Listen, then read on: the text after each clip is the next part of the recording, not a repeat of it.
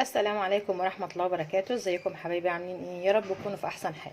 معاكم سماح عمار من مطبخ اكلات شهية، والنهاردة هنعمل المحشي. طبعا احنا عملناه على القناة اكتر من مرة. هنعمل النهاردة محشي الكرنب والفراخ مع بعض في حلة واحدة.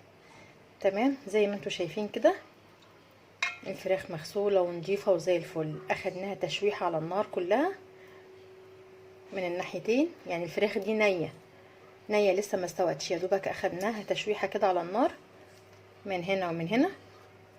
وبعد كده هنبتدي نرص فوقها المحشي.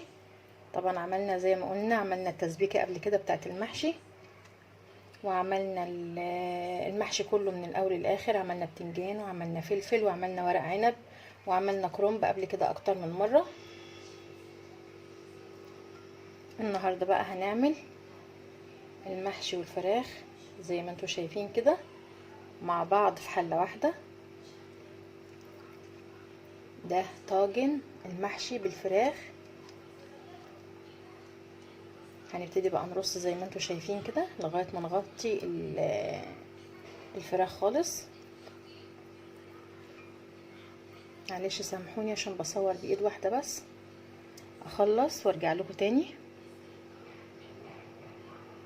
بصوا كده زي ما انتوا شايفين انا غطيت الفراخ خالص اهو، بتتغطى خالص كده، وبتضغطي عليها كمان كده عشان لما نيجي ننزلها ايه، قالب واحد. تمام اهو.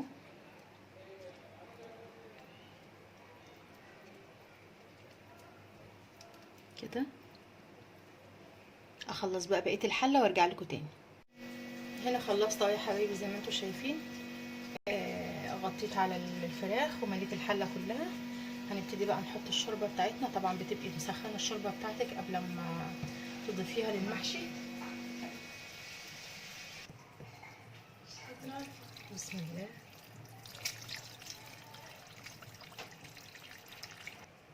بصوا حبايبي زي ما انتم شايفين كده انا حطيت الشوربه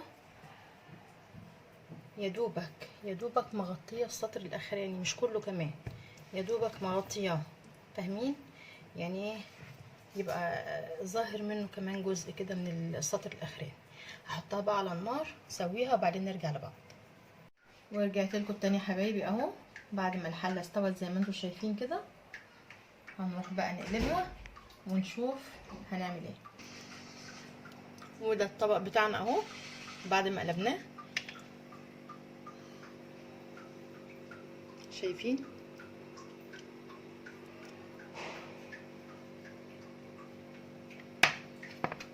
شايفين الفراخ عامله ازاي؟ بصوا مستويه ازاي،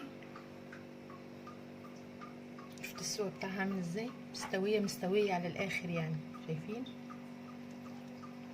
انا مش عايزه اقطع منها اكتر من كده، سخنه مولعه. شايفين؟ بصوا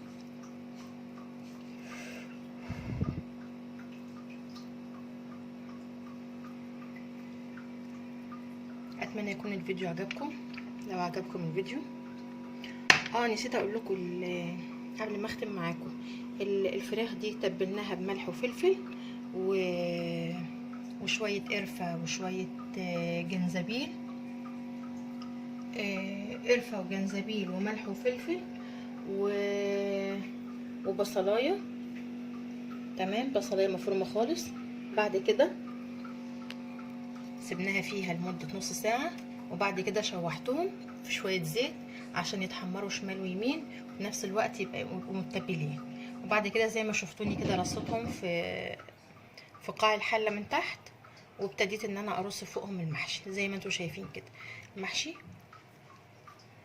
عايزه اوريكم المحشي بس سخن قوي. بصوا